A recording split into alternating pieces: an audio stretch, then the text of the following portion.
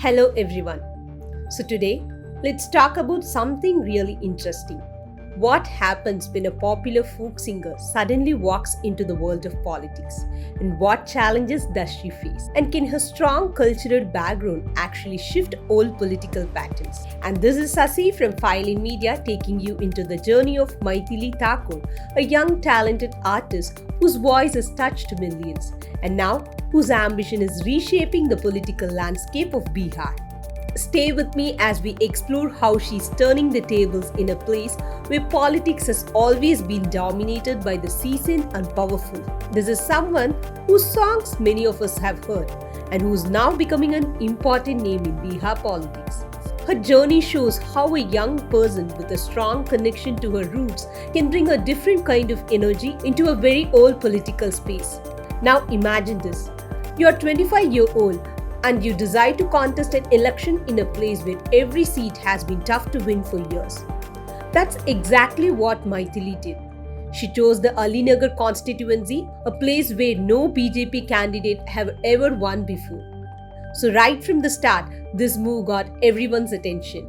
And it wasn't an easy fight. She stood against experienced leaders like RJD's Bino Mishra and Jan Suraj Party's Bipla Kumar Chowdhury. But these people who already knew the political game very well. They had strong supporters and decades of experience behind them. But Maithili didn't back down. She went confidently, depending on her connection with people, her cultural identity, and what she wanted to do for her constituency.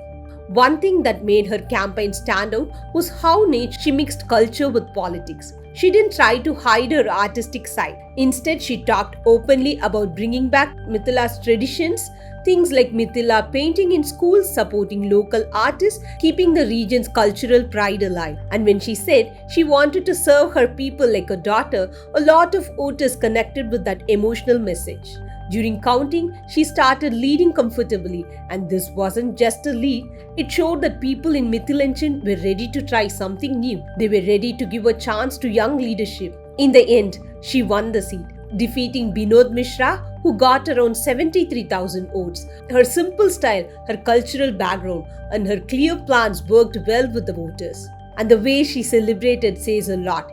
She sang a traditional congratulatory song for her supporters. It was a very natural moment showing exactly where she comes from. And her win, she shared the main goals.